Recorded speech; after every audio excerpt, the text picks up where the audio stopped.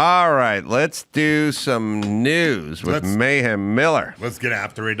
We did cover this earlier in the show, but here it is in black and white. In the aftermath of the COVID-19 pandemic, American students are grappling with significant learning deficits in both reading and mathematics. Yeah, because it hurt kids because you threw them out of school for long periods of time. So I don't know what they thought. I don't know what they thought was going to happen to the kids once they either school's important or it's not. If it's not, fuck it. Good. We won't go. Well, I'll let you know this. The average student is trailing by approximately half a grade level compared to pre-pandemic benchmarks. There is some, resilience shown in some schools. In Compton, California, targeted interventions such as in-class tutoring and data chats have yielded substantial academic gains. However, the trend is downward, half a grade. Well, the thing that's weird about our government is we talk about removing something like Department of Education that is flawed and broken, and then they get outraged and go, what are you talking about? You're going to throw away education? And it's sort of like, yes, it doesn't work. If it's not effective, then it can't be both. It can't be ineffective and you're outraged and I want to remodel it. You know what I mean? I'm basically walking into a house where the toilet is always leaking on the bathroom floor, and then I go, I think we need to work on this toilet. Then you're outraged? I think their answer is always more money, more money, more money. And if you say, okay, how much money? It's always going to be more. Well, I can't write the word more in a check. Like literally, what is the number? Where you come up with it? I don't know. We'll find it. We'll cross that bridge when we come to it. Yeah, I agree. I like competition. Wherever you remove the competition, the product always suffers, and the public school system removes that. And then also they get to sort of do things by fiat, like they just announced there's no more school and there's nothing you can do about it if you live in Southern California. And my kids had to stay home for over a year. Like it screwed them up. But in what other circumstance other than literal prison are you locked in a building with your violent tormentors with no recourse? And like I know some conservatives say that's a good lesson to learn. It's not. Because if I'm in an office and my coworker starts slamming me into the wall, the answer isn't, well, you're both at fault. Right. The answer is a lawsuit and I'm going to get rich and he's going to get fired. It's a very deranged lesson to teach, and it teaches kids to be fearful and obedient, which is not what you want to teach the citizens of a free country. You want them to be angry and you want them to be defiant. What's your take on dismantling the Department of Education, and what should it be replaced with? I'm in favor of dismantling Department of Education employees. Yeah, I mean, look, I don't know. Here's a metaphor, but all right. I opened the fridge. I had food left over from a party, and I wanted to feed my employees. And I hate it when people leave stuff open in the fridge and it gets dried out and goes bad. And I hate throwing away food, and I hate waste. So I took a bunch of time and I undid the, it was in a metal aluminum thing, and I had to pull like all the flaps and I set it on top and I pushed them all back, and I crimped it all down, and it was all nice and sealed. And then I walked in this morning and I looked at it, and the top was just sitting on it sort of haphazard, but I could see a lot of daylight. And nobody had taken the time to put it back and seal it. And I thought to myself, I bet they'd do a better job if they were at home and that was their lasagna that was going south. But Adam, this isn't the grapes of wrath. Like, lasagna's plentiful. Like, I'll be happy to send you a lasagna if you need a lasagna. This is like 1930s dad talk. Where he's from. It's a metaphor for the difference between your stuff and other people's stuff. And people do a pretty good job with their stuff. Like Thomas Sowell will explain this to you. But when it comes to my stuff, and you already got your slice of lasagna, you're not going to take the time to put this lid back on correctly, which does take a couple of minutes. And then I realized, that's essentially what we're talking about with government.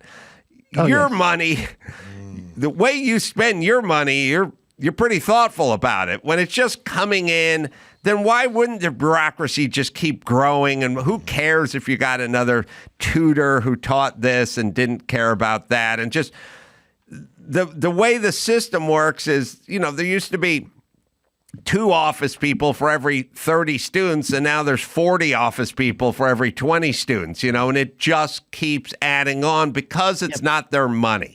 Is what I'm saying. I don't care if it's wasteful if the kids actually learn skills and were developed into healthy adults.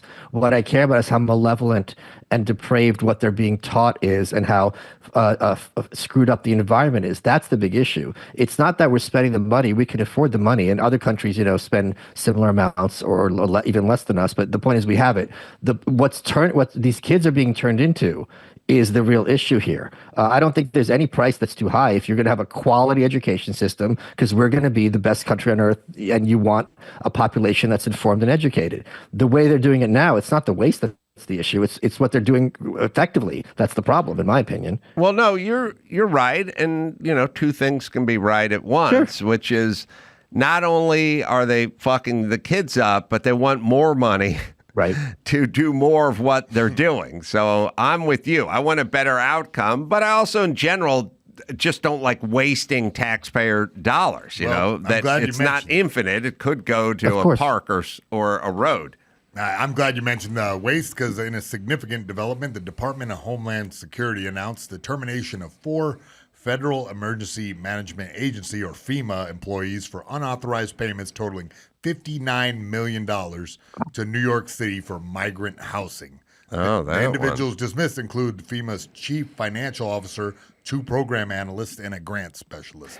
Well, but I mean, really, how else would it go if you just had sort of unlimited money pouring in and allocated it however the fuck you wanted? It couldn't really go any other way. And it's always funny when they go, Elon Musk, and you hear Liz Warren, you got some billionaire. It's like, I want the guy to be a billionaire. What I don't want is Hunter Biden and Joe Biden and Jim Biden and the rest of the Bidens trying to get by on $186K a year and needing to get supplemented from Ukraine. Like, I want someone who's independently wealthy making these decisions. Also, it is funny that billionaire in the last 10 minutes became a pejorative. It used to be bum. Now billionaire's a pejorative. Like, they literally just go, this billionaire and his billionaire buddies. I'm like, when I was a kid, that was a good thing. That meant that guy was super smart. Unless it's George Soros or Jeff Bezos. That's in true. which case we don't talk about them, right? The other thing that's crazy about what I was just saying earlier, $59 million is a drop in the bucket compared to the federal budget. If they had just pocketed that money, I'd prefer that they did that than shove all these migrants into New York with the consequences that we saw not that long ago. Agreed.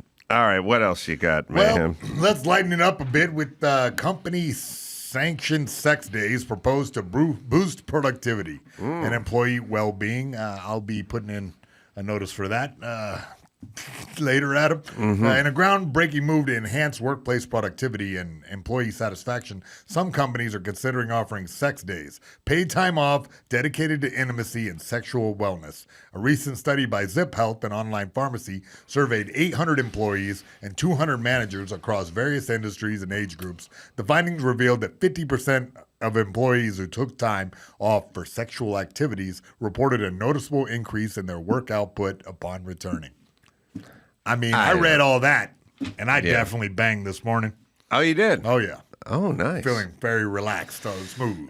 I don't, to me, it's a sort of, look, you caught me on a bad day because I got a bunch of fucking people missing today. And it drives me nuts how casual everybody is with work. They're just sort of float in or they float out or they go, I got to cut out early or it's raining, so I got to leave early or I got to. Different generation. They schedule everything for work days. They go, I got a dentist appointment or I got to pick my in-laws up from the airport. It's like, don't do it in the middle of the day when you're supposed to be working. I had people that work for me with like, I'm going to be out a couple days. And I go, what are you doing? They go, I got to help my wife with her work. I was like, tell your wife you have a job as well. Yeah. Then there's Adam, yes. Don't you think maybe that was their euphemism for saying they're going to go on a bender with their wife? Maybe it was a sex day. I'm just saying we have, like, if your cat dies, you can take a few grief days off now and all that. It's a slippery slope. There's like way too many. Guys are taking off days for the birth. You know, they're taking off the paternity days as well, or the maternity days. Like, I don't want to sound like an old dick. You're letting them. Well, experts argue that. Also, I don't know what to do. I just show up, and I go, "Where's Byron?" I go, "He's not here." I go, "Where is he?" He's at the dentist. I go, "Okay." The experts argue that embracing sexual wellness could redefine workplace wellness programs, leading to improved mental health and reduced stigma.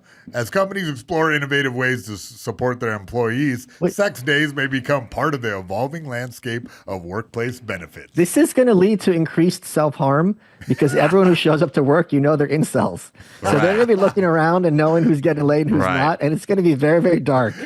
Yeah, and it's going to take a new sort of twist. Yeah, because like Bert hasn't missed a day in 4 years. Like, yeah, sad, super sad. Because we used to hold them up as beacons of virtue. Now they're just guys who can't get laid. Didn't use any of his sex days. Yeah, and also we start accusing them of spending a little too much time in the men's room. Like, what are we doing in there, Bert? Why do you have to lock the door? I don't get it. I just want to use the urinal next to the commode. We had to lock the door behind you? That's interesting. You got a little sweat on your brow there, Bert. You okay? Yeah. Haven't missed a day. Jeez, I've been here for 4 years. I don't think you've ever missed a day. Or it could be, Jane, your cell phone keeps going off. I keep even humming it on your desk. Why don't you just turn it on to mute? Yeah. I don't know. I come from construction. You showed up, you got paid, or you didn't show up and you didn't get paid. And it kept everyone. I've talked to Dr. Drew about this. You know what kept everyone in line? Time cards. Yeah. You'd come in, you'd punch the thing, and then you'd have to punch out for lunch. And by the way, if you could take an hour and a half lunch, but you got to punch in, you got to come in, and then you could leave early, but you got to punch out. Time cards sort of were the great sort of created the guardrails and the barriers are like the great sort of leveler of life. Like the time card just kept everyone in check because you couldn't really work around it. Every once in a while, someone would try to convince somebody to punch in for them, when they got, but see, I wish I had time cards. I'm telling you, look, we're complaining. I'm complaining as much as I want to complain about schools and school closures and unions and stuff like that. If we told every one of these fucking teachers, you can stay home as much as you want, you're not getting paid. You got to go to work to get paid. If you want to stay home and educate or whatever, that's fine. But you do it on your dime. We're not paying you. Then it would have solved the problem. If the LA Unified school teachers had a time clock and a punch card, and no one would go, oh, we're going to take a year and a half off. Right. And we go home and get paid. And I'll work out of my bathrobe and Hello Kitty slippers. It makes people do the wrong thing. It's sad, but it's no different than what we were just talking about with Doge and everything else. It's just tons of money, no accountability, and it goes south almost immediately. That was one of the things Trump did on day one, I think, where he eliminated a lot of these jobs where remote working. He's like, you go in the office. I don't want to hear it. Right. Yeah. I mean, because people were, I don't know, they were averaging like 2 days a month or something, like the federal people. Look, I never miss a day of work because I don't get paid if I don't go to work. So I don't need a time clock because gravity keeps me in line. There's no such thing as canceling a show because I can cancel a show. I just don't get paid. Yeah. So I'm fine. And by the way, magically and mysteriously never miss any work because I'm kept in line by this sort of gravity that I have to live with on a daily basis. But if you take everyone and you just tell school teachers you want to come in or you don't want to come in, you want to get paid, but you can get paid if you go home, then magically they'll vote to go home, right? Yeah, of course. I mean, you think lasagna's cheap? Yeah, that's right. And I get the dried lasagna even though I paid for the lasagna. All right, let's give Michael a plug. The podcast, you're welcome. with Michael Malice can be found anywhere you find finer podcasts. Yeah. Which is a vestige of my past, but I'm going to say that. Where else? What else can I do, Mike? Where else can we send people for you? Anyway, twitter.com, Michael Malice. I have a pretty big audience there. This has just been a great hoot. I've been a big admirer of yours for a long time. So a lot of people have been yelling at you for a long time to have me on the show. So I'm glad it finally happened. Well, you can come back anytime, and I'd be happy to come onto your podcast. Oh, I would love that. I'll follow up with Daphne. Please follow up with Daphne, because I'd love to be a guest on your show as well. Oh, hell yeah. Thanks. Awesome. Thanks, Take care, Michael. guys. I really enjoyed it. Appreciate it. All right. I am not going to be at the first thing that's on my events thing, because the guy who does that is not here today, so we didn't have that thing worked out. But I'm going to San Luis Obispo, and I'm going to Monterey, and I'm going to Napa, if I can read that from here, coming up at the end of the month. You can go to AdamCarolla.com for all the live shows. Until next time, it's Adam Carolla for Drake Bell and Michael Malice and Mayhem saying mahalo.